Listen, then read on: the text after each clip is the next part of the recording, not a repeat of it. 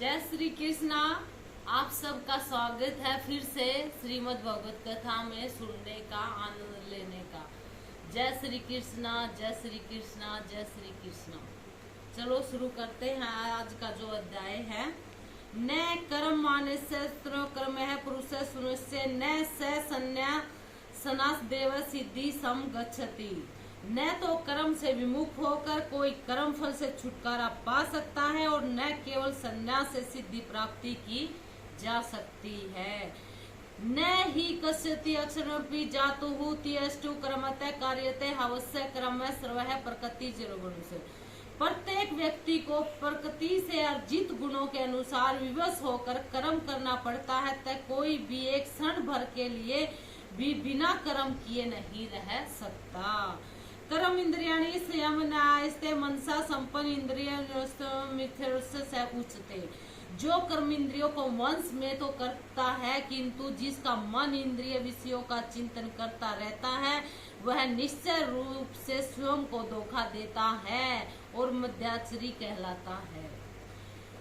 यतस्य मनसा नियम भरोतो अर्जुन कर्मेंद्र कर्म योरग से विशेषते। दूसरी ओर यदि कोई निष्ठावान व्यक्ति अपने मन के द्वारा कर्मेंद्रियों को वंश में करने का प्रयत्न करता है, बिना किसी आसक्ति से कर्म योग प्रारंभ करता है, तो वह अति उत्कृष्ट है। नियति करु कर्म तव कर्म जाए तो हनुष्यपी चैन न प्रयत्यु कर्मण। अपना नित्य कर्म करो, क्योंकि कर्म न करने की अपेक्षा कर्म करना श्रेष्ठ है। कर्म के बिना तो शरीर निर्वाह भी नहीं हो सकता। यज्ञार्थ कुणस्य लोकस्य कर्म बंधे तदर्थ कर्म को संदर्भ समाचार है। श्री विष्णु के लिए यज्ञ के रूप में कर्म करना चाहिए, अन्यथा कर्म के द्वारा इस भौतिक जगत में बंधन उत्पन्न होता है। अतः एक कुंती पुत्र उनकी प्रसन्नता के लिए अपने नियत कर्म करो, इस तरह तुम बंधन से सदा मुक्त रहोगे। सह यज्ञता प्रज्ञा श्रेष्ठा पूर्व प्रजापति अनेतः पुरस्तीय सृष्टि के प्रारंभ में समस्त प्राणियों के स्वामी ने विष्णु के लिए यज्ञ सहित मनुष्य तथा देवताओं की सन्यातियों को रचा और उनसे कहा, तुम इस यज्ञ में सुखी रहो, क्योंकि इसके करने से तुम्हें सुखपूर्वक रहने और मुक्ति प्राप्त करने के लिए समस्त वांछित वस्तुएं प्राप्त हो सकती है। देवता भावने से देवता भवंतु से परस्पर भवंतु श्रेय परम वर्ष। यज्ञों के द्वारा प्रसन्न होकर देवता तुम्हें भी प्रसन्न करेंगे। इस तरह मनुष्यों तथा देवताओं के मध्य सहयोग में सबों में संपन्नता प्राप्त होगी। इष्टाभुन देवादान से युग भाविता यो भने सनेत एवं। जीवन की विभिन्न आवश्यकताओं की पूर्ति करने वाले विभिन्न देवता यज्ञ संपन्न होने पर प्रसन्न होकर तुम्हें सारी आवश्यकताओं की पूर्ति करेंगे, किंतु जो इन उपहारों और देवताओं को अर्पित किए बिना भोगता है वह निश्चय रूप से चोर है। यज्ञ निष्ठा संतो मुचरते सर्वे क्लेश से बूझते सवय पापा चे प्रचरण। भगवान के भक्त सभी प्रकार के पापों से मुक्त हो जाते हैं, क्योंकि वे यज्ञ में अर्पित किए भोजन को ही खाते हैं। अन्य लोग जो अपने इंद्रिय सुख के लिए भोजन करते हैं वह निश्चय रूप से पाप खाते हैं। अनादय भवंती भूतानि ही पूजन से संभव यदक्ष पुरुषते यज्ञ कर्म संभवते। सारे प्राणी अन्न पर आश्रित हैं, जो वर्षा से उत्पन्न होता है। वर्षा इस संपन्न करने से होती है और यज्ञ नियत कर्मों से उत्पन्न होता है। कर्म बर्बाद से बुद्धि ब्रह्मांड भवंत तस्मत ब्रह्म नित्य यज्ञ प्रतिष्ठ।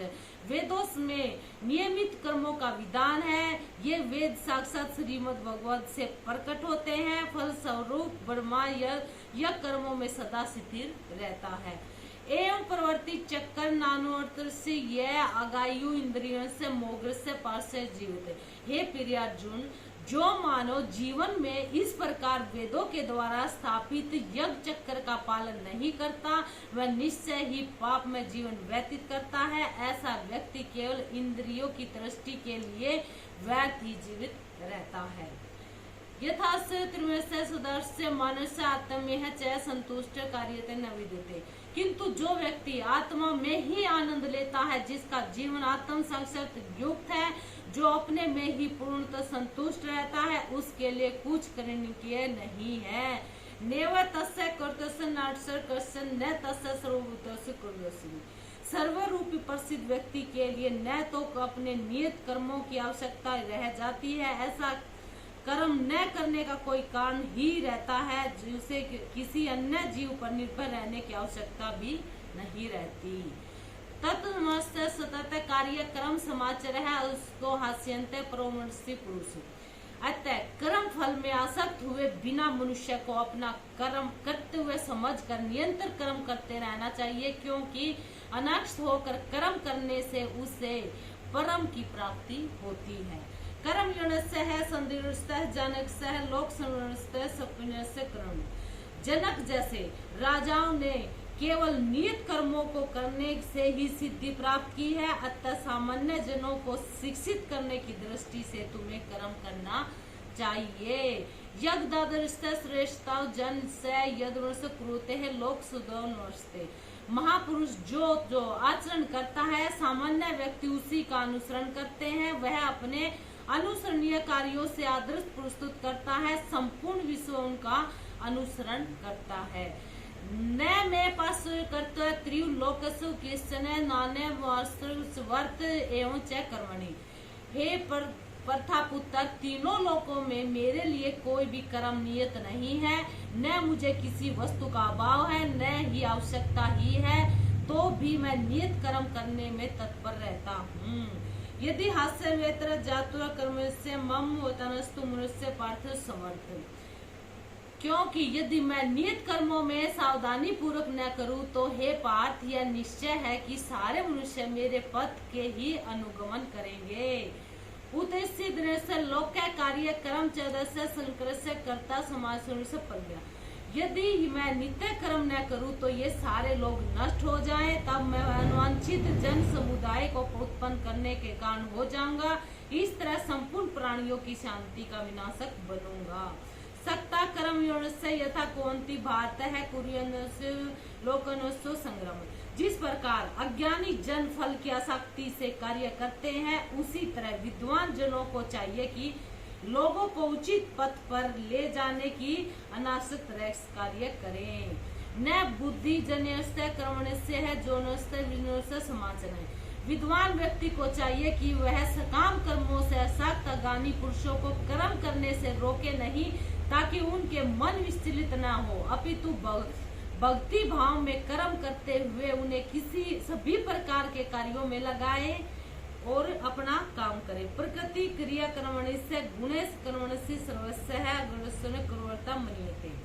जीव आत्मा अहंकार के प्रभाव से मोहग्रस्त होकर अपने आप को समस्त कर्मों का कर्ता मान बैठता है, जबकि वास्तव में वे प्रकृति के तीनों गुणों के द्वारा संपन्न किए जाते हैं। जय श्री कृष्ण। आज के लिए इतना ही काफी है।